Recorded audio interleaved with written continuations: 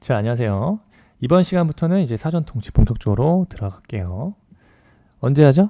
불이익한 처분할 때, 즉 당사자에게 의무를 부과하거나 권익을 제한한 처분할 때, 다음의 사항을 당사자 등에 통지하여야 합니다. 처분의 제목, 성명, 명칭, 처분하려고 하는 원인 내는 사실과 처분의 내용과 법적 근거. 다음에 의견 제출할 수 있다는 뜻, 의견을 제출하지 아니하는 경우 처리 방법, 의견 제출 기간의 명칭과 주소, 의견 제출 기한이죠. 이거는 10일 이상입니다. 10일 이상 의견 제출 기한. 그래서요. 자, 청문이 시작된 날로부터 10일 전까지 여러분 어떻게 됩니까? 10일 전까지 당사자에게 통지해야 된다. 그 다음에 의견 제출에 필요한 기간은 10일 이상으로 고려한다. 그 다음에 사전 통지. 다음 원안의 생각은 제1항에 따른 통지를 하지 아니할 수 있다. 그죠? 사전 통지 아니할 수 있다 이거죠? 사전 통지 아니할 수 있다. 그래서 긴급히 처분을 할 필요가 있거나 뭘 위해서? 공공의 안전, 복리를 위해서 긴급한 처분을 할 경우 있을 때 우리 사전 통지하지 아니할 수 있죠? 그 다음에 법령 등에서 요구된 자격이 없거나 없어지게 되면 반드시 일정한 처분을 하여야 하는 경우 그 자격이 없어지거나 없어지게 된 사실이 법원의 재판 등에 의해서 객관적으로 증명이 됐을 때 사전 통지하지 아니할 수 있고요. 3호에서 성질상, 그죠? 해당 처분의 성질상 의견 청취가 현재 곤란하거나 명백히 불필요하다고 인정될 만한 상당한 이유가 있을 때 그때 사전 통지를 생략할 수 있다 이거죠. 생략할 수가 있다. 그래서 6항에서 사항에 따라 사전 통지를 하지 아니하는 경우 행정청은 처분할 때 당사자 등에게 통지를 하지 아니한 사유에 대해서 알려야 한다. 물론 다만 신속한 처분이 필요한 경우에는 처분 후에 그 사유를 알릴 수 있다 이겁니다. 그래서 의견 청취, 자 청문 사유입니다. 자 22조에 나와 있고요. 자, 의견 청취의 종류 여러분 아시죠? 자 청문, 공청회, 그 다음에 의견, 청문, 공청회 외에 의견 제출 기회를 줘야 된다. 그래서 청문의 사유, 공청회 사유를 비교할 수 있어야 된다는 거죠.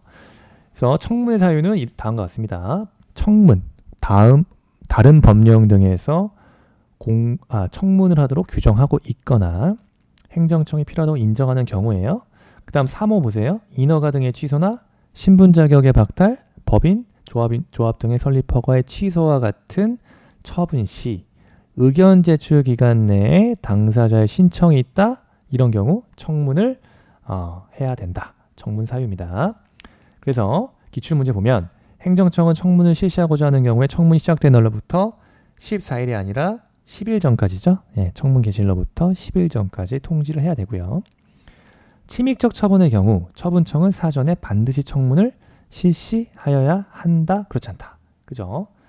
청문의 예외 사유죠. 청문 절차 예외 사유도 사전 통지 예외 사유와 마찬가지로 세 가지, 즉 긴급한 처분일 경우, 그다음에 법령 등에 요구된 자격이 없거나 없어지게 되면 일정한 처분을 하여야 하는 경우, 그 사실이 법원 등의 재판으로 객관적으로 증명이 된 경우, 그 다음에 성질상 불필요한 경우입니다. 그 다음에 청문인 경우는 사전 통지 예외 사유 요 세 가지에서 추가적으로 당사자가 의견 진술의 기회를 포기한다는 뜻을 명백히 했을 경우에도 처분을 생략할 수 있죠. 따라서 침익적 처분의 경우는 처분청은 사전에 반드시 청문을 실시하여야 한다가 틀린 지문이에요. 왜? 예외 사유에 해당하면 생략할 수 있기 때문에 그렇다. 그리고요. 행정청이 법인, 조합 등의 설립 허가 취소 처분을 할 때는 청문을 해야 한다. 자, 왜 틀렸을까요? 이거 3호 사항 아니에요? 맞는데 행정청이 법인이나 조합 등의 설립 허가 취소 처분을 할 때 청문을 바로 하는 게 아니라 그 의견 제출 기한 내에 당사자의 신청이 있는 경우에 청문을 하는 거지 그냥 취소 처분이 있다고 해서 바로 청문을 당연히 해야 되는 것은 아니다. 그래서 이거 틀린 지문으로 나왔습니다. 아시겠죠? 자, 잘 정리하시고 맨날 나오니까.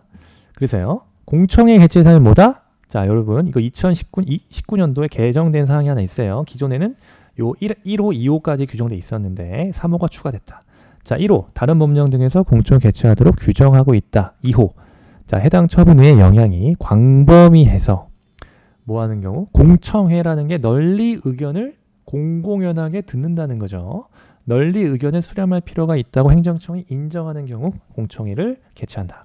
3호가 추가됐다. 그래서 이 개정된 법령이죠. 중요합니다. 중요하겠죠? 자, 국민 생활에 큰 영향을 미치는 처분으로서 대통령령으로 정하는 처분에 대해서 대통령령으로 정하는 수 이상의 당사자 등이 공청회 개최를 요구하는 경우다. 그럼 이 대통령령으로 정하는 처분이 뭐냐?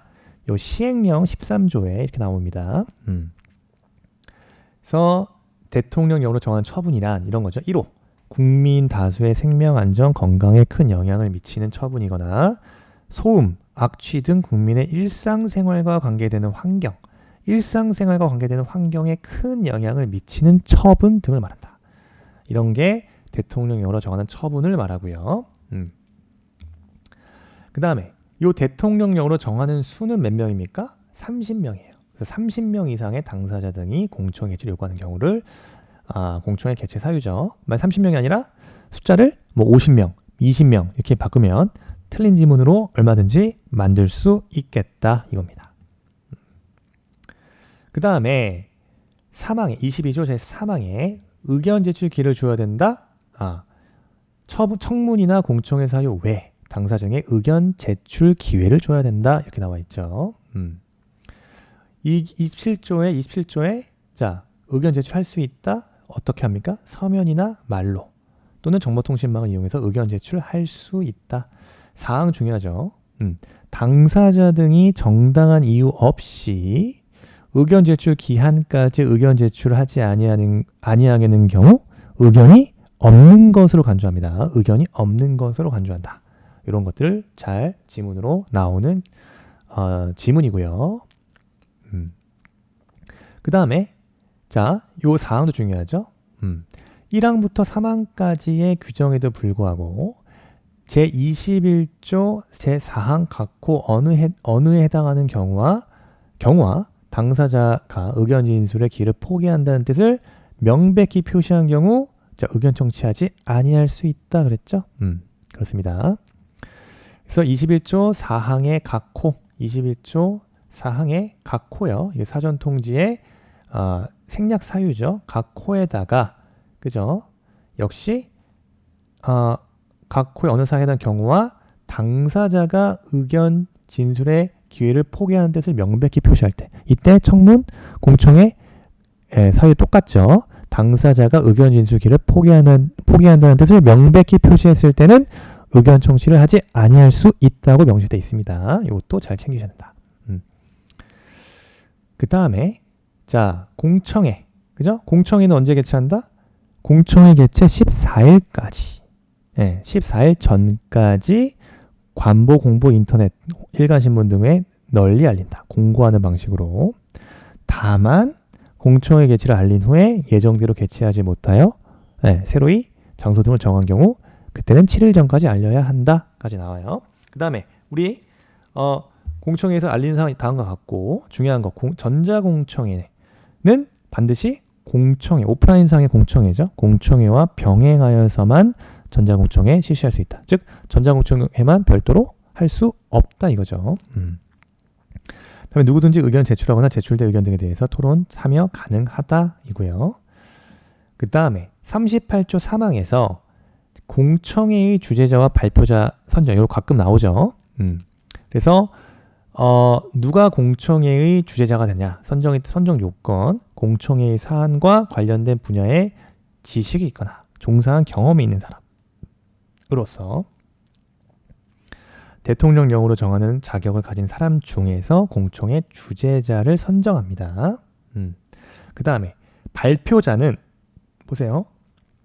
발표를 신청한 사람 중에서 행정청이 선정을 하는데 신청을 하지 않은 경우 혹은 공청회의 공정성을 확보하기 위해서 필요하다고 인정하는 경우에는 지명 위촉할 수 있다. 그래서 기출 어떻게 나옵니까?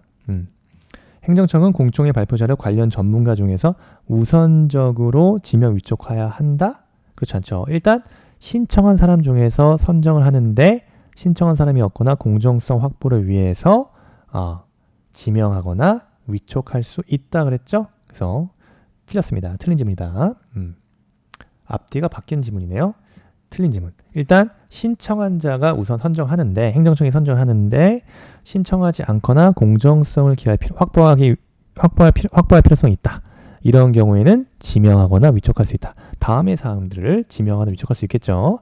전문가들이다 이겁니다. 전문가들, 종사한 경험이 있는 자들. 자, 이거 정리해야 되고요. 공청회는 주재자는 공청회를 당연히 공정하게 진행해라. 그래서 원활한 진행을 위해서 발표 내용 제한 가능하다 기억해야 되고, 공청회와 전자공청회 결과는 반영할 수 있다가 아니라 의무조항이에요. 행정청은 공청회 등을 통해 제시된 사실이나 의견이 상당한 이유가 있다고 인정하는 경우에는 이를 반영하여야 한다예요. 반영하여야 한다. 할 수 있다가 아니라 반영하여야 하는 겁니다. 그 다음에 행정청은 공청회를 마친 후 처분을 할 때까지 새로운 사정이 발견되어서 공청회를 다시 개최할 필요가 있다고 인정할 때 다시 개최할 수 있겠죠. 그 다음에 불이익 처분 절차에서 우리 쟁점 사항 몇 가지 봐야 됩니다. 자, 첫 번째, 복효적 행정행위 제3자에 대한 사전통지 의무, 사전통지에 대한 사항이 우리 행정절차법에 규정되어 있지 않는다. 그래서 견해는 대립이 있습니다만, 자, 당사자에 대한 침입적 처분에 한정해서, 한정하여, 제3자에게 침입적 효과가 발생하는 제3자 행정에 대해서는 사전통지 의무가 배제된다고 본다. 따라서 기출문이 이렇게 나와요. 처분의 상대방에게 이익이 되며 제3자의 권유에 치면은 이중효과적 행정행위는 행정절차법상 사전통지 의견 제출 대상이 된다. 네, 이렇게 되면 틀린 지문으로 나왔다. 그 다음에 지위, 승계, 신고, 수리와 같은, 즉 영업자 지위, 승계, 신고를 수리하는 처분 같은 경우는 어떻게 됩니까? 영업자 지위, 승계가 되기 때문에 종전의 영업자 권익 제한 처분으로 봐서 종전 영업자에 대한 사전 통지가 필요하다는 것이 판례 입장이다. 그래서 기출문제 나오죠. 식품위생법 규정에 의해서 영업자 지위 승계 신고 수리 처분을 함에 있어서 종전 영업자에 대하여 행정절차법상 사전 통지를 하고 의견 제출 기회를 주어야 한다. 이렇게 나옵니다. 그 다음에 중요한 게 이 페이지입니다. 자, 거부 처분 강조드립니다. 자, 수익적 행정처분에서 문제 되겠죠? 이에 대해서 행정청이 이 행정처분 자체를 거부하는 행위, 이 거부처분의 경우에 우리 판례 뭐라 봅니까? 이 거부처분 자체는 신청에 따른 처분이 이루어지지 아니하였을 뿐, 아니하는 경우에 그칠 뿐, 아직 그것만으로 당사자에게 권익이 부과된 것으로는 볼 수 없다. 즉 신청에 대한 거부 자체를 권익을 제한하는 처분이라고 볼 수 없다. 따라서 결론적으로 이 거부 처분의 경우 사전통지 대상이다, 대상이 아니다라고 판시하죠.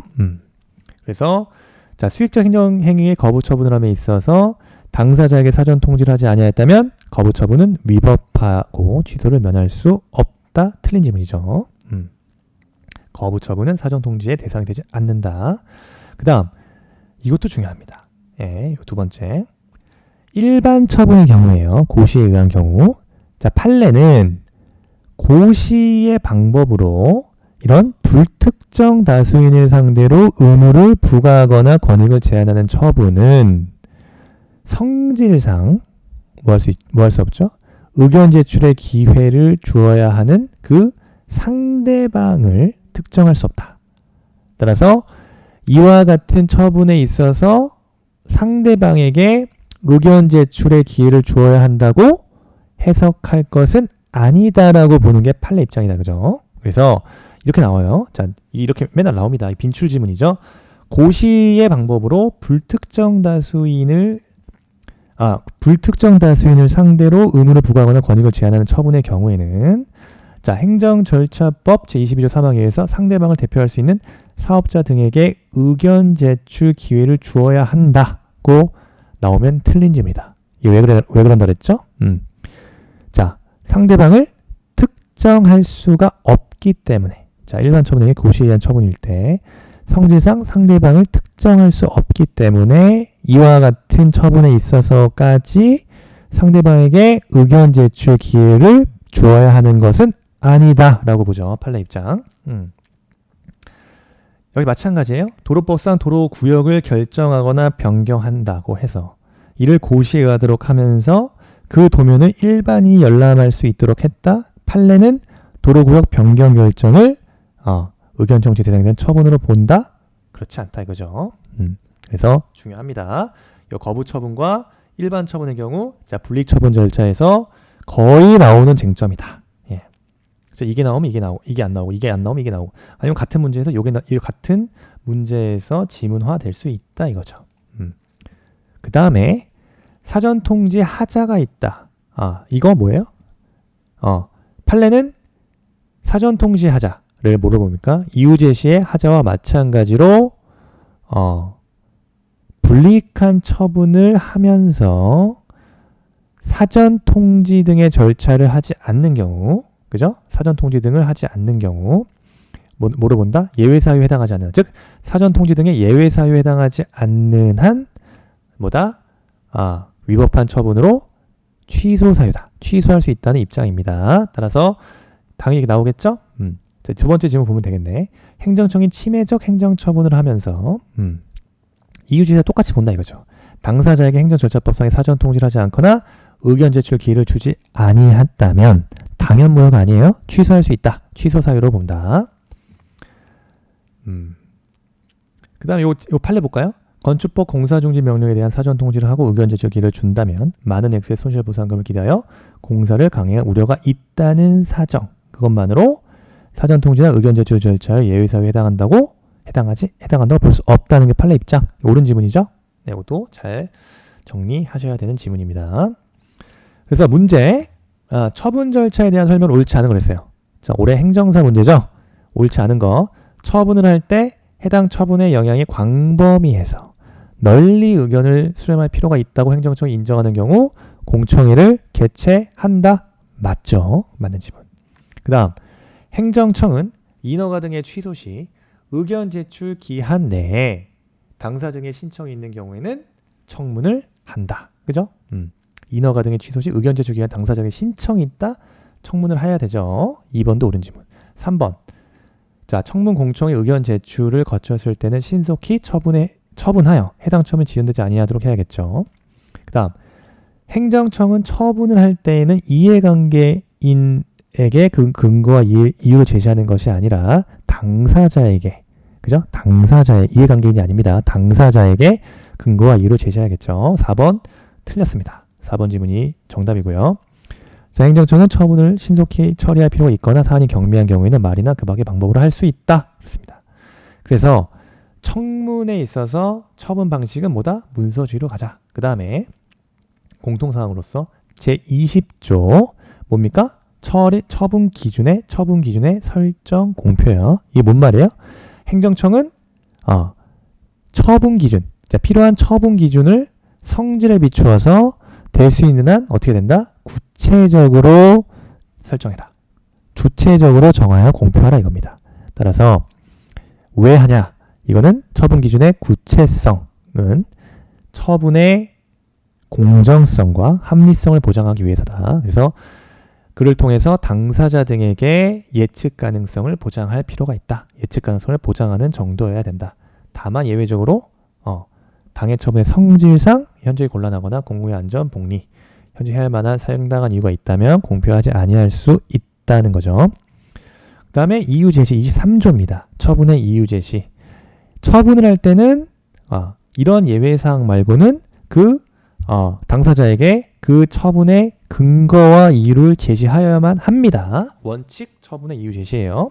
다만 1호 신청 내용을 모두 그대로 인정하는 경우이거나 2호 단순 반복적인 처분, 그 다음에 경미한 처분, 그리고 당사자가 그 이유를 명백히 알 수 있는 경우, 이런 경우. 그 다음에 3호 긴급을 요하는 경우예요.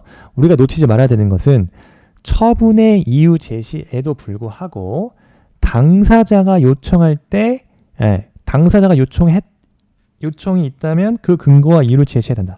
예외사항임에도 불구하고 그 당사자의 요청 시 근거와 이유를 제시한다. 언제죠? 1호 사유는 말고 23조 제2항의 이 2호 사유, 즉 단순 반복적인 처분이나 경미한 처분이거나 그 당사자가 이유를 명백히 알 수 있거나 긴급을 요하는 경우 2호와 3호 사유인 경우에만 당사자 요청 시 근거와 이유를 당사자 요청이 있다면 근거와 이유를 제시하여야 하는 거지. 요 1호 사유에 해당하는 경우는 당사자가 요청하는 경우에도 이유 제시를 하지 않아도 된다. 요게 기출 지문으로 조금 꽈서 낸다 이거예요. 그래서 처분의 이유 제시에 있어서 1호 사유, 예외 사유 중에 1호 사유는 신청 내용을 모두 그대로 인정한 처분일 경우 당사자가 요청이 있는 경우에도 이유 제시를 하지 않아도 됩니다. 즉 당사자 요청이 있는 경우라고 하더라도 이 예외사항, 그죠? 신청 내용을 모두 그대로 인정한 처분일 경우에는 이유 제시를 하지 않아도 된다. 이거 중요합니다.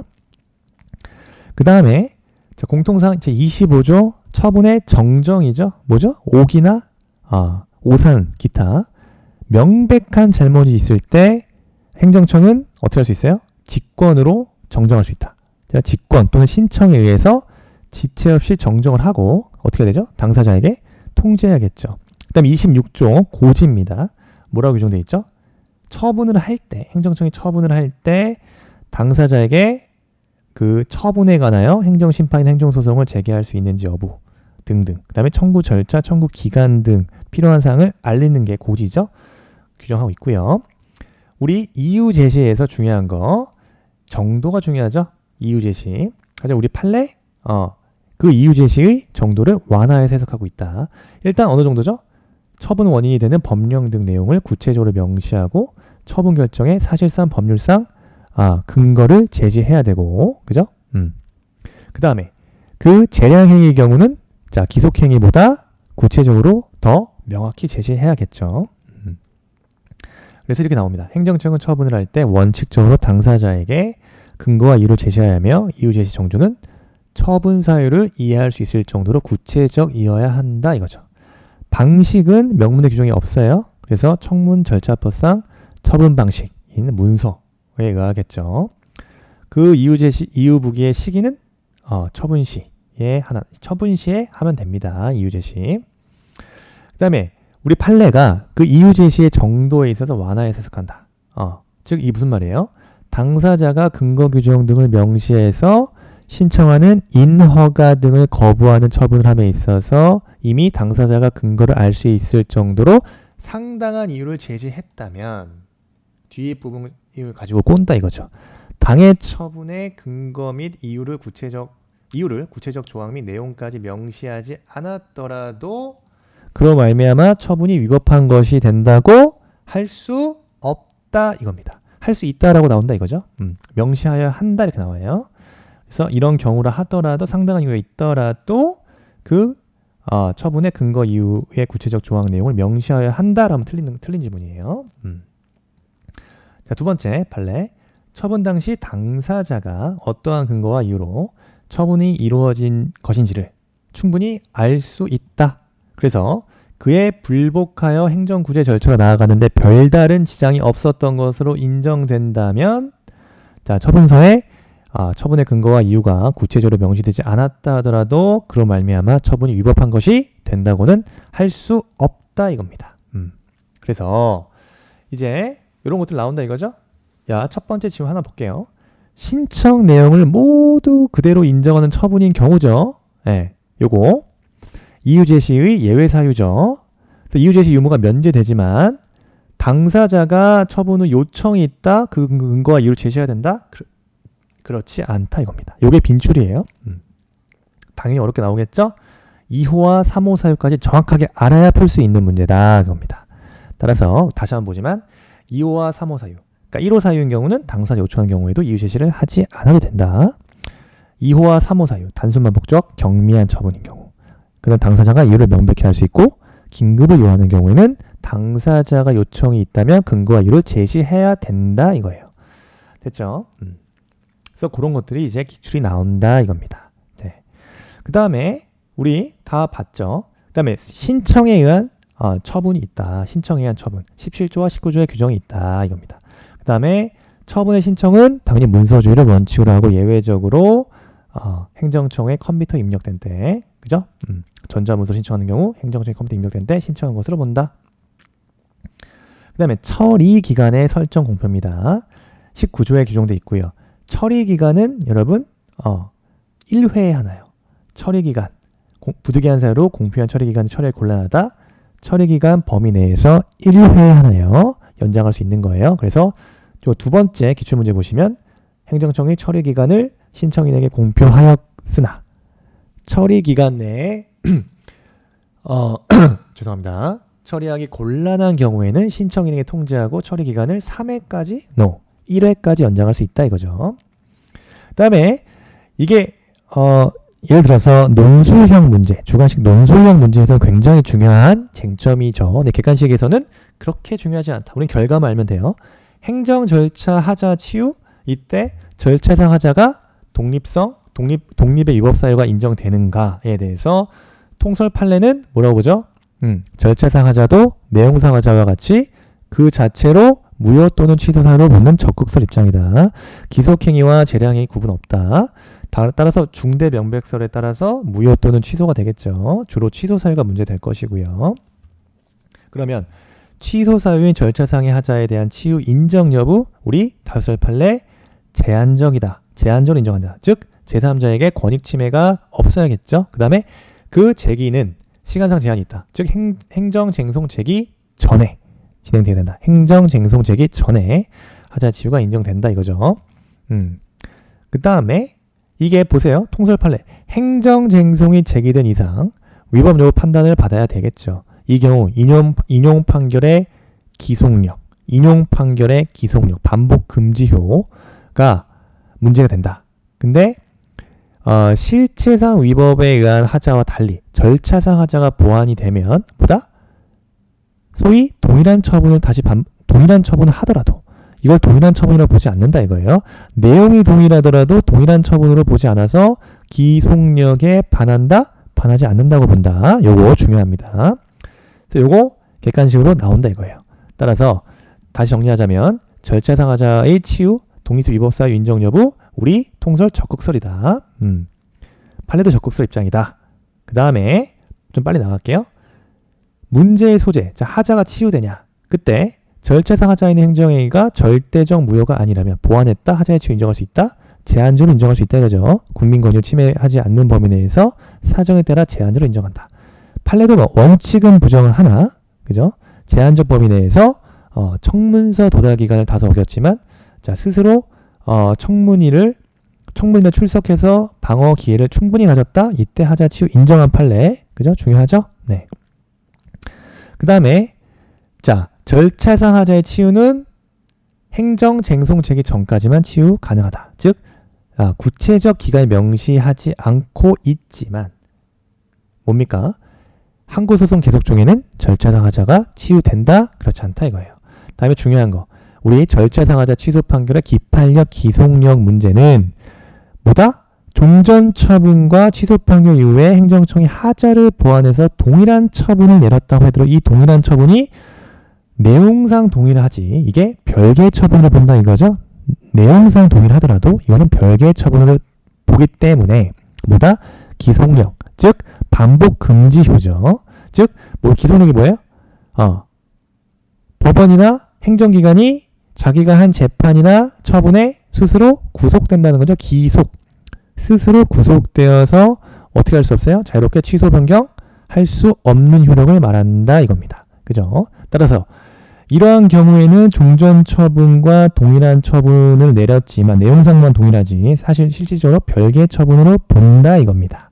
따라서 기속력에 반한다? 반하지 않는다.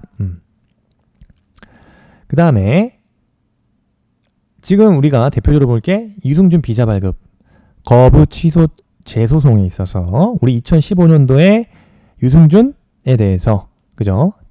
누가 LA 총영사관이 유승준 씨가 나 입국하고 싶다. 비자 발급해줘. 신청했는데 LA 총영사관에서 거부했죠. 거부 처분 내렸다. 이에 대해서 소송을 제기했는데 대법원이 뭐라고 나왔죠? 대법원이 자 원고 패소를 판시한 원심을 파기환송했어요.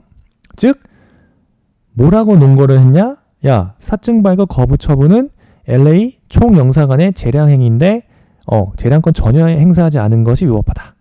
네, 즉 법무부의 입국금지 결정 사유만으로 거부한 것은 그 총영사관의 재량권 행사하지 않은 것이다. 그 위법하다라고 봤어요. 그래서 행정청에서 보완을 합니다. 그러면은 유승준 비자 발급 그 원심이 파기환송됐기 때문에 다시 하자를 보완했다 이거예요. 어떻게 보완했죠? 유승준 씨한테 어떻게? 재외동포법을 근거로 들었죠. 자, 중요한 건 아닙니다만 우리 재외동포법 제5조에는 2항에 대한민국 안전보장이나 질서유지나 공공복리, 외교관계 등 대한민국 이익을 해칠 우려가 있다. 그런 자에게는 법무부 장관이 재외동포 체류 자격을 부여하지 않는다라고 규정합니다. 그래서 우리 아름다운 청년 유승준 씨는 유승준 씨가 들어오면 대한민국 안전보장, 질서유지, 공공복리 등 대한민국 이익을 해친다라고 총영사관이 재량권을 행사했다 이거예요. 그래서 행정청이 하자를 보완해서 입국 거부 처분을 동일한 처분을 내립니다. 억울하겠지만 유승준 씨가 워낙 사회적으로 2000년 초반대까지 여러분들 아시는지 모르겠지만 제가 중학교 시절 때 소위 나나나 그 반항아 이미지의 유승준 씨를 보면서 굉장히 반항을 많이 했던 그런 사람으로서 유승준 씨가 한국에 들어왔을 때 대한민국 안전보장 질서유지 공공복리 글쎄요. 가치 판단의 문제죠. 어쨌든 행정청의 중요한 것은 행정청이 하자를 보내서 동일한 처분을 했다. 이때 기속력에 반하지 않는다. 왜? 내용상 동일한 처분일지라도 그죠? 절차상 보완이 있기 때문에 별개의 처분으로 본다. 그래서 기속력에 반하지 않는다까지 정리하시면 되고요. 마지막으로 우리 행정 절차는 이런 사례를 중심으로 정리하면 좋다. 진급 낙천 처분입니다. 진급 낙천. 이 사례 유명한 사례죠. 뭐냐? 이제 국방부 장관이 대령 진급 예정자 명단에 포함된 원고에게 진급 선발을 취소하는 처분이에요.